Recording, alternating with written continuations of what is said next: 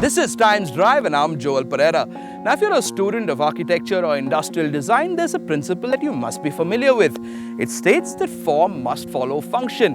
What that means is simple enough. The object or building being designed must conform to the function it's being designed to fulfill. Allow me to introduce to you then the Audi TT. It's a two-door sports coupe and certainly looks like a two-door sports coupe. The question is, does it function like a sports car? The TT has always been cursed with the sports car light label. It looks like a sports car, sure, but then it was always too pretty for its own good. It never had that slight amount of brutality that a performance motor car needs to have, and now on paper at least, with the smaller 2-litre turbocharged engine, the edge seems to have gone completely.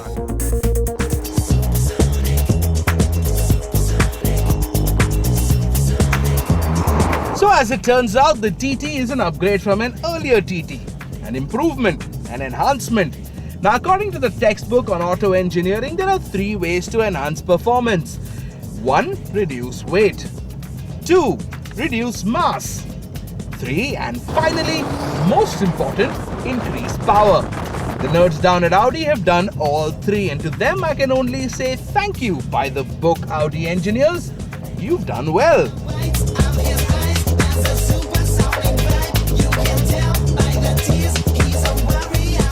Because though the engine might have become smaller, what you've got under the hood is a 2-litre turbocharged engine with direct injection, putting out a very decent 211 bhp and a very decent 350 newtons of torque.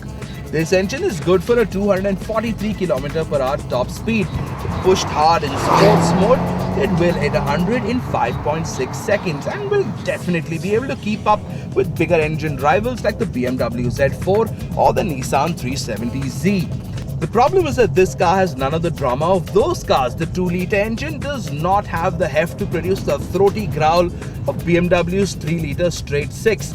And yes, you will be faster than everyone driving on the road on your commute to work, but when you floor the throttle pedal in anger, you're not gonna get that resolute "I got you, man" tug from the engine.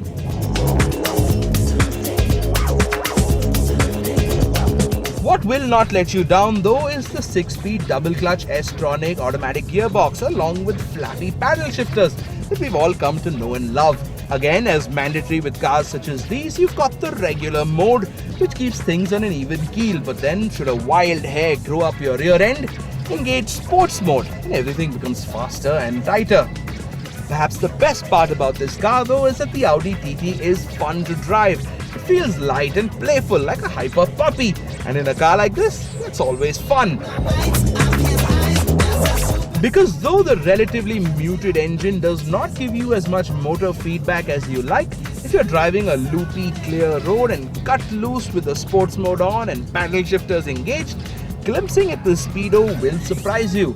The TT is surprisingly well behaved, and you don't need to be a driver with the skill of, say, Damon Hill to get the most out of this car.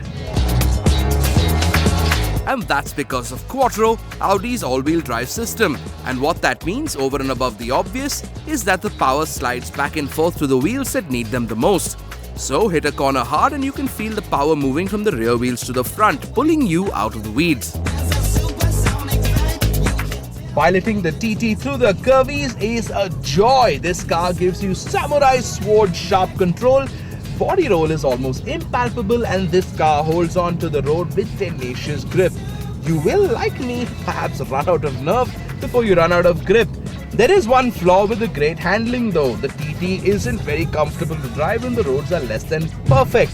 Because besides a somewhat harsh ride, hit a corner and run straight into a pothole, you can feel the car slipping and sliding like a nervous teenager at prom. We also had a bit of issue with the electromechanical steering wheel.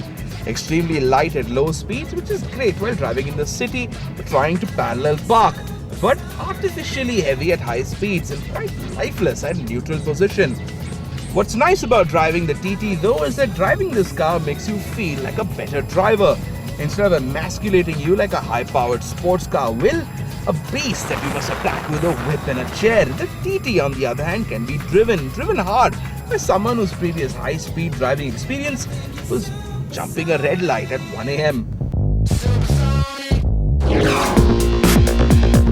Given my particular fondness for Sportsback coupes, the TT pushes all my buttons instantly. And it's been designed to. It's the car that even standing still looks like it's moving. The kind of car that will gather schoolboys like moths to a light bulb. It's the details that I especially love, like the brushed aluminium fuel cap and the spoiler. Now, if there's one thing I've realized while driving this car for the past couple of days in and around Mumbai, is that the ladies absolutely love it. Perhaps it's the fact that it's got absolutely no sense of design brutality, which will get you all the oohs and ahs from the honeys. And as a driver or owner of a car like this, you're going to find that really arousing. Now, normally with cars like this, people of heft like me have to do a lot of sliding and adjusting to get into the driver's seat, but not the TT. The cabin is pretty spacious and the driver's seat feels just right, but only for the driver and passenger. This car does come with 2 rear seats, but quite honestly, they're just padded parcel shelves because the only thing that'll fit in there is a coat or a briefcase or maybe a small child. Also, considering that this is a sports car, you're not going to get any of the regular Audi frippery like an MMI system or push-button start or even Bluetooth for your phone. Actually, now that we mentioned it, the head unit of the stereo does look remarkably similar to the unit from the Volkswagen Polo. However, you are getting a banging set of Bose speakers, so that's redemption. And that brings us to the part of the show where I step out of the car, walk sagely towards the camera, and impart what I think is an objective conclusion to this road test. But I've had so much fun with this car today that I think it's difficult to be objective, because it's probably a far easier decision to pick up an Audi S4, which will be cheaper, have similar performance, with an actual rear seat and far more practical. Now, this car will cost you about 50 lakhs ex-showroom, which makes it the cheapest sports car in India right now. And quite honestly, girls aren't going to look twice when you cruise by in your A4 or A6 for that matter. Drive past in this, and they will.